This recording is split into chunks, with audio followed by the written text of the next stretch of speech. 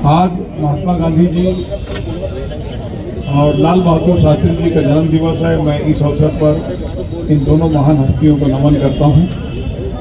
आज के इस कार्यक्रम में अभी वर्तमान में छत्तीसगढ़ में दो प्रकार की यात्राएं चल रही थी। एक यात्रा का समापन अभी हुआ है। उस यात्रा का नाम है परिवर्तन यात्रा। परिवर्तन यात्रा का मतलब ये कि दिल्ली की सरकार को बदलना है।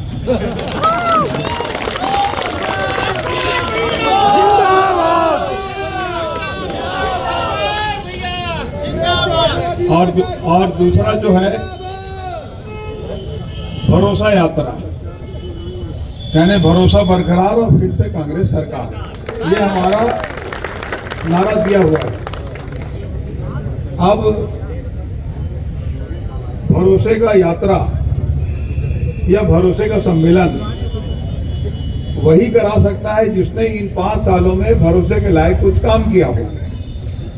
और माननीय भूपेश बघेल जी की सरकार ने जो वायदे किए थे चुनाव के पहले 36, अधिकांश वायदा पूरा हो चुका है। और इसी कारण बहुत से काम ऐसे भी हो गए हैं जो घोषणा पत्र के अलावा।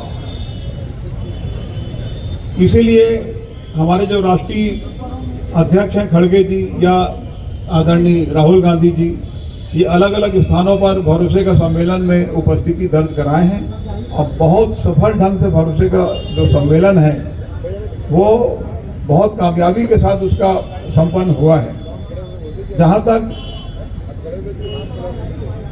एक तुलनात्मक बात होती है,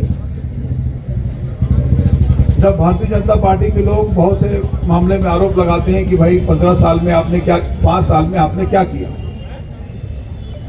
तो जब आप खाता खोल के देखोगे तो जितने भाजपा के बड़े नेता हैं, कर्जा माफी में सारे लोगों का नाम है, हर आदमी का नाम है। यहां से होती है शुरुआत। अब फिर यदि कोई पूछे कि क्या किए, तो भाई 2500 रुपये प्रति क्विंटल में जो धान खरीदी हो रही है, तो वो धान खरीदी में उसका भी लिस्ट जारी कर चुके हैं। सारे भाजपा के नेताओं का है पूरा। वो धान खरीदी में एक विवाद बार बार उठता है। वो विवाद ये है कि दिल्ली की सरकार जो है, अभी प्रधानमंत्री जी आकर ये बोल कर गए हैं कि धान खरीदी हम लोग करते हैं। धान खरीदी का सिस्टम आपको बताने की जरूरत है।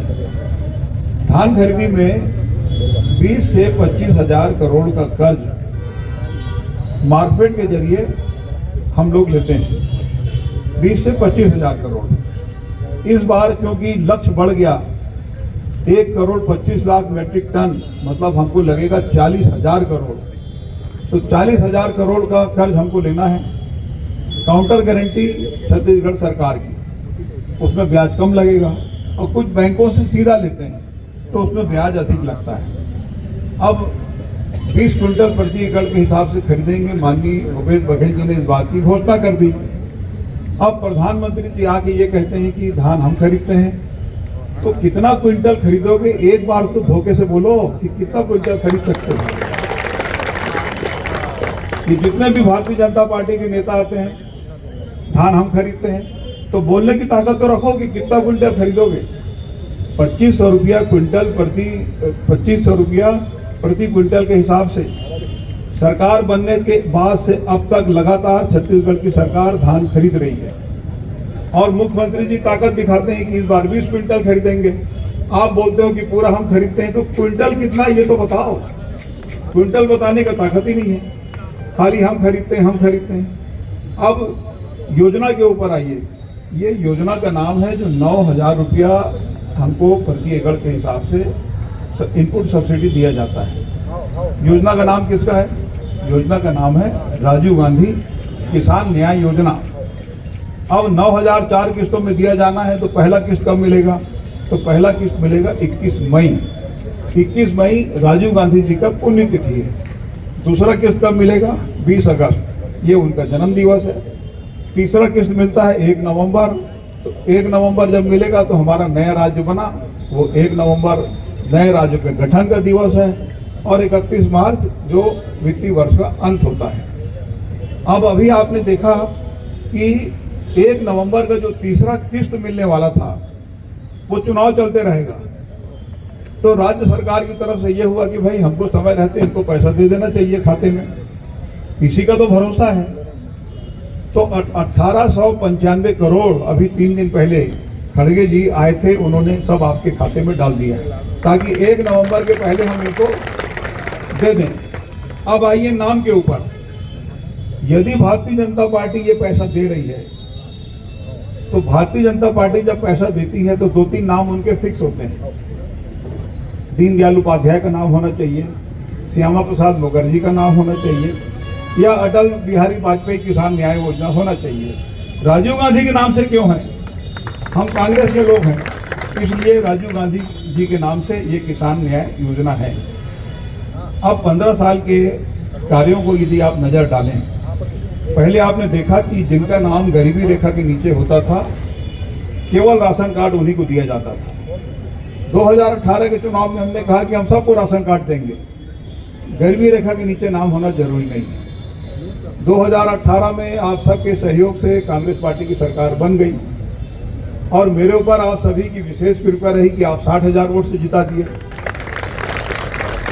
अब छत्तीसगढ़ में कांग्रेस की सरकार बन गई, मंत्री भी बन गए। आपने देखा कि राशन कार्ड को लेकर जितने भी परिवारों से आवेदन आता है कि बेटे की शादी होने के कारण या परिवार में कोई भी आपस में बंटवारा होने के कारण हम अलग हो रहे हैं, अलग से राशन कार्ड बनाना है, सबको राशन कार्ड लगातार कैंप लगा के बनाकर दिया गया।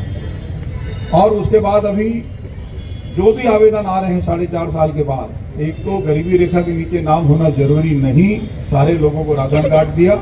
अब जिनको अलग अलग करना है तो उसके बारे में भी आप आवेदन जैसे जैसे आते जा रहा है अधिकांश दे चुके। कई गांव में तो जब बोलते हैं कि हाथ उठाओ कि किनको अलग करना है, तो अब एक आध भी बहुत मुश्किल से ही उठाते हैं, क्योंकि सारे लोगों का राशन कार्ड हो चुका है। दूसरी बात ये कि अभी दिसंबर तक जितना भी चावल मिलेगा उसको निःशुल्क है, उसका पैसा देना नहीं है।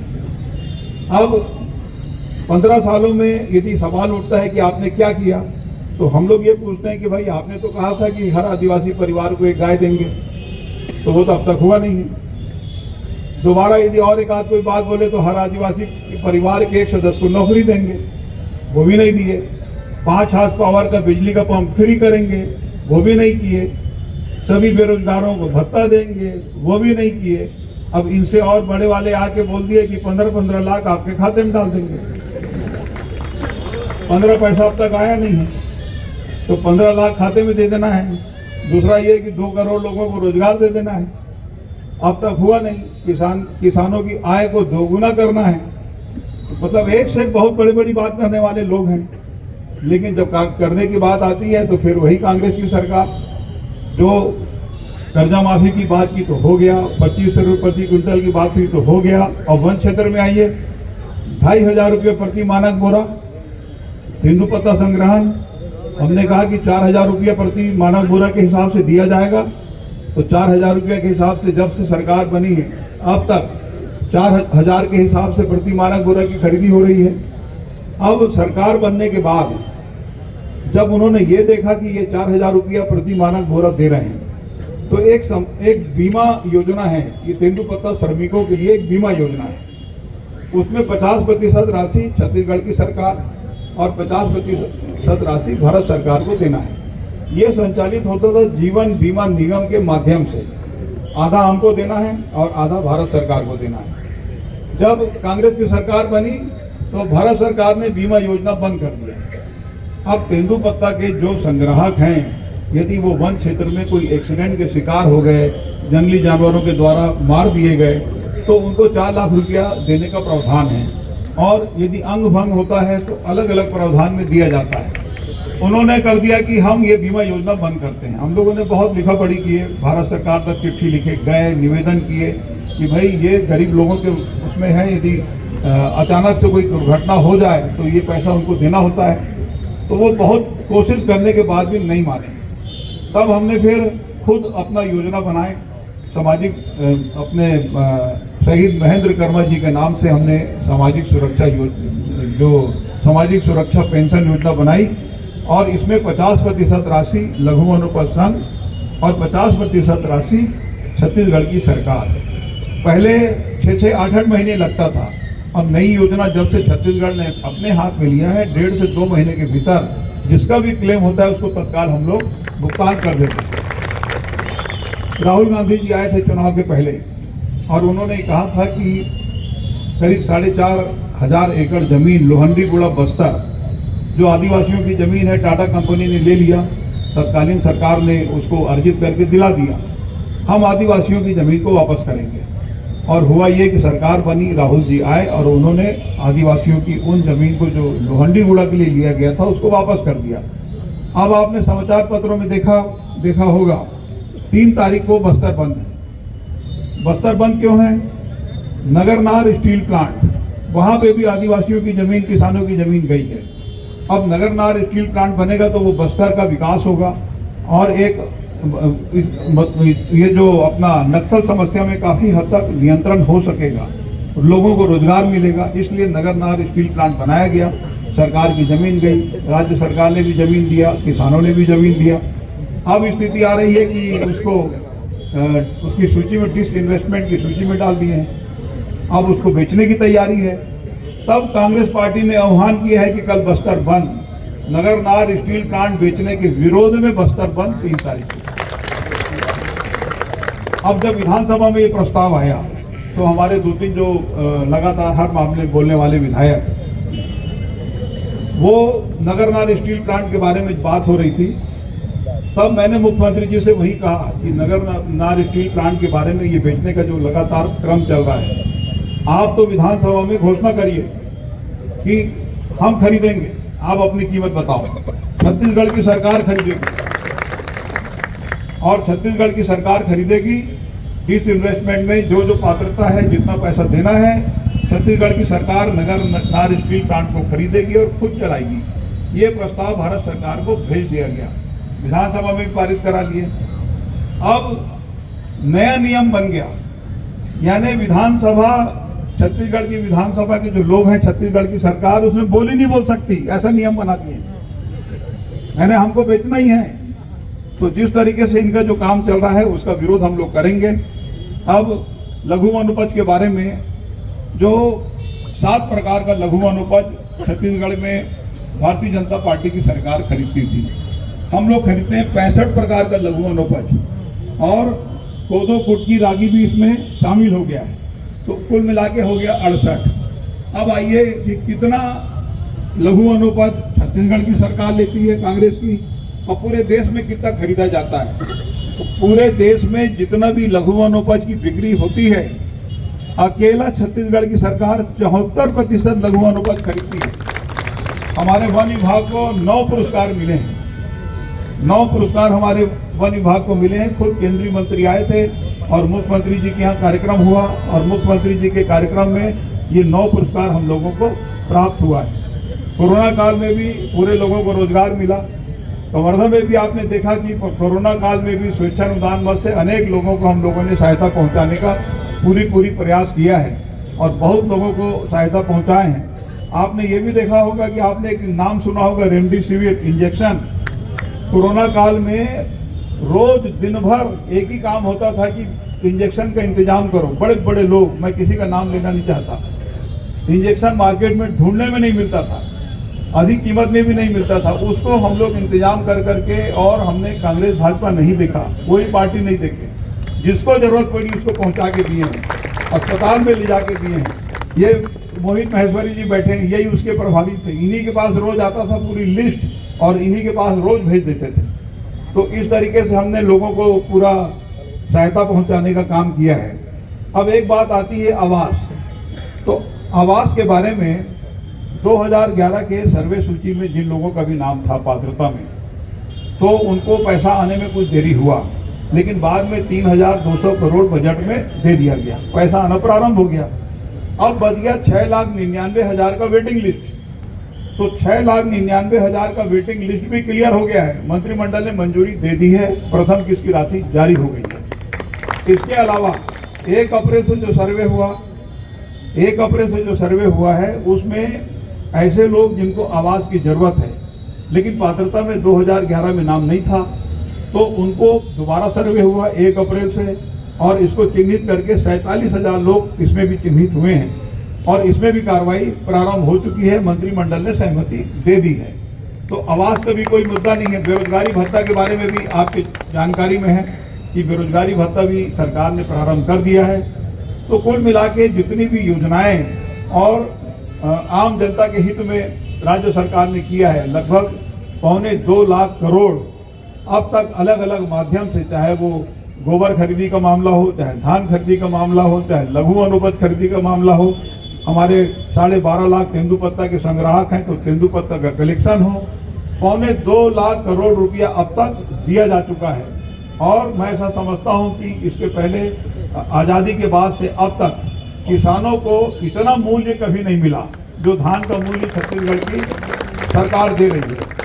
अब यदि दिल्ली की सरकार खरीद रही है तो यहाँ पे 2500 और इस बार जो गया वो 2640।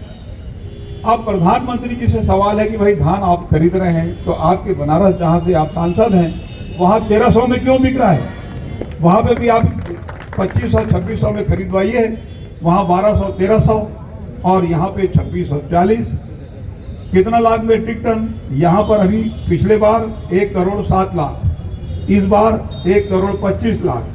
और उत्तर प्रदेश में हमसे बड़ा राज्य कितना लाख? 65 लाख। अब 12 से 13, 1200, 1300, 1200, 1300। तो आप खरीद रहे हो तो भाई एहसान वहां करो ना। यहाँ तो छत्तीसगढ़ की सरकार खरीद रही है। तो बोलना एक अलग चीज है। और मैं कुल मिला के आज का जो हमारा जो यात्रा रहा है वो भरोसे का यात्रा रहा है। ये बताने की कोशिश रही है कि भाई आपने भरोसा किया और हमने काम करके दिखाया। अब ये बात अलग है कि 2-3 काम 4 काम छूट भी गया हो। अब मेडिकल कॉलेज के बारे में तो कोई घोषणा पत्र में था नहीं, लेकिन राहुल गांधी जी आए थे सभा के दिन और उन्होंने निकलते निकलते कह दिया था, भूपेश बघेल जी ने घोषणा की थी तो वो भी करके दिखाए। और वो मेडिकल कॉलेज का विधानसभा भी हो गया, जमीन आवंटन का भी हो गया। अब बहुत जल्दी मेडिकल कॉलेज का भी हो जाएगा। अब 15 साल में लगा हुआ शंकरी नदी का पुल बहुत बड़ा उदाहरण है। ये इसको देख के समझ में आ जाता है विकास। अभी 2 बांध, अब बांधों के बारे में यदि मैं कहना चाहूँ तो सरोदा बांध भी हमारे कांग्रेस के सरकार द्वारा, क्षीरपानी हमारे कांग्रेस के सरकार द्वारा, और ये जो सुतियापाट बांध है ये तो मैं खुद कह सकता हूँ कि ये मेरे द्वारा।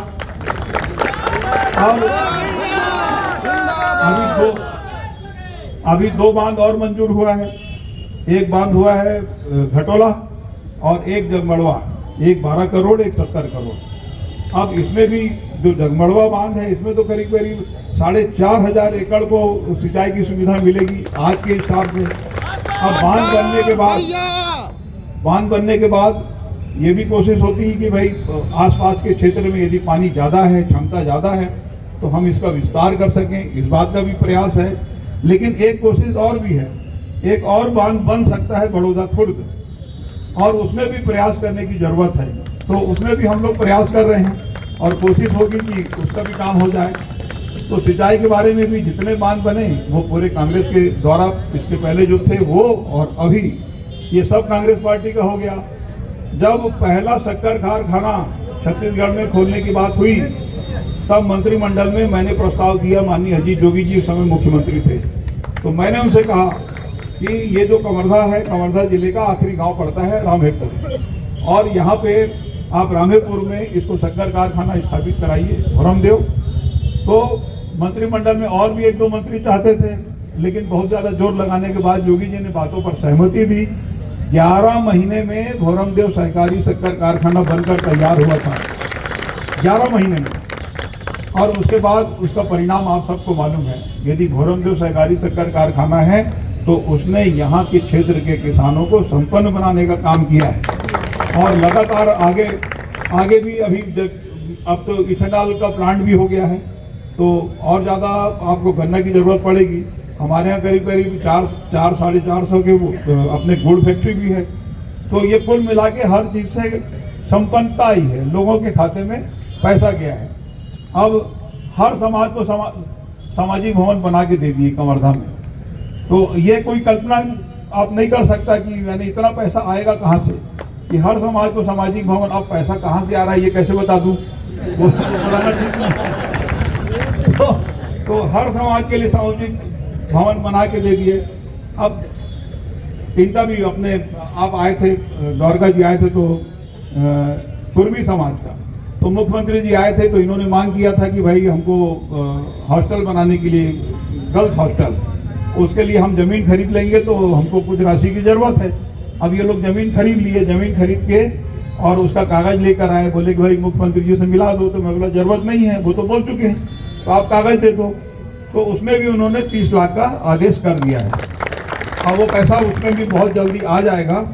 तो जितने भी सामाजिक भवन बनाए हैं उनको बुला के उनको बोला गया कि भाई हम आपको सामाजिक भवन देना चाहते हैं। तो वो भी एकदम, कई लोग सोचे कि भाई अचानक से कैसा हो रहा है सभी समाज को, लेकिन मैं उनको बोलता था कि ठीक है, चलो तुमको 5 लाख देंगे, देना था 10, तो मैं 10 बोलता तो 20 मांगते, तो चलो 5 लाख देंगे, तो बता नहीं भैया 10 करो, अच्छा चलो यार 10। तो इस तरीके का भी वो किया गया है। तो सारे लोगों को लेकर चलना है, आपका सबका सहयोग और आशीर्वाद खूब मिला है।